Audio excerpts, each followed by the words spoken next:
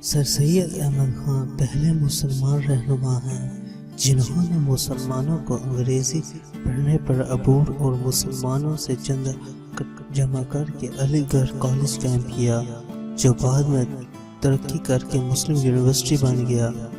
سر سید احمد خان دلی کے ایک شریف گھرانے میں پیدا ہوئے۔ ان کے والد خاصے امیر آدمی تھے۔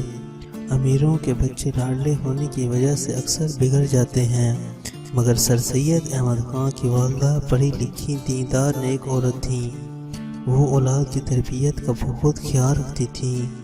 ایک دفعہ کا ذکر ہے، سر سید احمد خان ابھی بچے ہی تھے، انہوں نے اپنے نوکر کی کسی بات پر خفا ہو کر اس کی تھپڑ مار دیا۔ والدہ کو معلوم ہوا تو وہ سخت ناراض ہوئیں اور کہا، جب تک نوکر سے معافی نہیں مانگو کہ روٹی نہیں ملے گی۔ سر سید احمد خان اپنی خالہ کے ہاں چلے گئے اور 2 روز تک وہیں رہے۔ تیسرے دن ان کی خالہ ان کی والدہ کے پاس آئیں اور سر سید احمد خان کی سفارش کرنے لگیں، مگر انہوں نے کہا، میں ایسے گستاخ لڑکے کو گھر میں رکھنے کے لیے بالکل تیار نہیں، اس سے کہو کہ پہلے نوکر سے معافی مانگو۔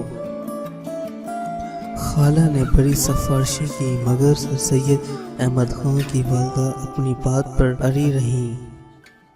آخر خالہ نے واپسی جا کر سر سید احمد کو تمام بات سنائی کہ جب تک تم نوکر سے معافی نہیں مانگو گے تمہاری والدہ تمہیں گھر آنے کی اجازت نہیں دیں گی۔ سر سید احمد خان نے جب یہ دیکھا کہ گھر واپس جانے کی کوئی صورت نہیں تو انہوں نے نوکر سے معافی مانگ لی۔ تب والدہ نے انہیں گھر آنے دیا۔ سر سید احمد خان اپنی والدہ کی اس بات کو زندگی بھر نہیں بھولے۔ بڑے ہو کر انہوں نے بہت عزت اور شہرت حاصل کی، مگر وہ ملازموں اور اپنے سے کم درجے کے لوگوں کے ساتھ ہمیشہ خوش اخلاقی اور نرمی سے پیش آتے اور کبھی کسی کو شکایت کا موقع نہ دیتے۔